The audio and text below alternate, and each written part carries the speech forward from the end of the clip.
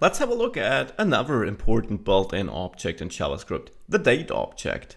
The date object allows you to easily create dates, work with them, parse them, and so on. For example, if I wanted to have a variable which stores today's date, I could simply create a new date like this, new date, as again, date is a built-in object. And if I now log today to the console, I'm not going to ask what we'll see because you don't know the day at which I'm recording this. But if I hit run, well, I get an object which would be today. Now, of course, this is not really satisfying because we're not seeing today. But if I execute the toString method, which again is available since it is provided by object.prototype, you would see it printed out like this. So this is an easy and convenient way to get the most recent date. However, you can create this in a different way. This is the default date created when just using new date like this. But you can pass arguments to this constructor here. You can pass, for example, the year, the month, and the day. To not use today's date, but instead generate, well, a specific date. What do you think we'll now see if I hit run? Well, we get the same format, but now notice that the day, or the specific date here, is another one. We're now using the 26th of June 2016. Now you might be wondering why June if this was 5.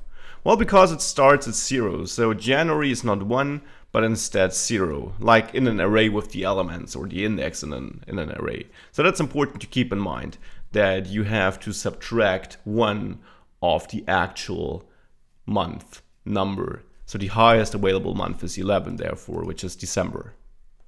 Now what happens if I want to create a date which doesn't exist, like the 32nd of December? Let's see what happens. Well, now we get January the 1st of 2017. So it automatically counts it up to the next month or the next day here. You can also specify a string which describes your date. However, this has to be a valid format, and I'll come back to this valid format thing. So one valid format would be this one here. And if I now hit run, what do you think we'll now see?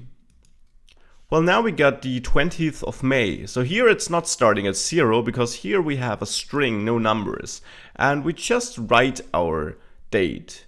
However, as mentioned, this has to be valid. And how do you find out what the date object likes and what it doesn't like and how it formats the date? Well, you can Google for JS for JavaScript and then date. And then you should get this article from the MDN, the Mozilla Developer Network. If you click on this article, you'll find more information on date, and you'll also find a link to this in the cheat sheet attached to this module.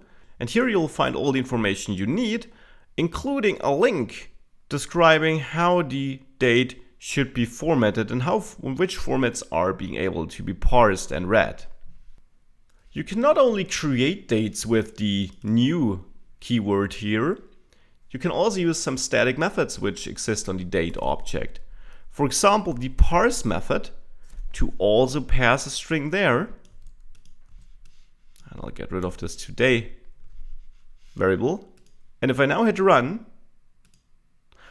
I get a strange number. What's that? Well, that is the amount of milliseconds since the 1st January in 1970. That is where the date starts in JavaScript, 1st January of 1970. So this is where it starts, and this is the amount of milliseconds which passed from 1st January of 1970 to this date here. You could also reintroduce the today variable with new date, log something specific of this date. For example, get date, which, if I run it, gives us 7, which is basically the day in the month. So today is the 7th of June, therefore I get 7. I could also log get day, and this is not the same as get date. Here we get the day in the week. Second here, since it starts counting at Sunday, which is 0, Monday is 1, and today is Tuesday, so it is a second. And again, I could go through all these methods, but if you have a look at the date article, you'll find a pretty good overview over all the built-in methods you can use on dates. And this makes much more sense than if I start going over every one of those methods, which basically all allow you to transform dates, extract certain data, parse dates. That is what the date object does, and that is why it is this important. It's very important to have such an object to work with dates in your application and to work with them in a uniform way, not being distorted by your local language settings or anything like that. So therefore, definitely check this out, and again, you'll find a link in the cheat sheet attached to this module.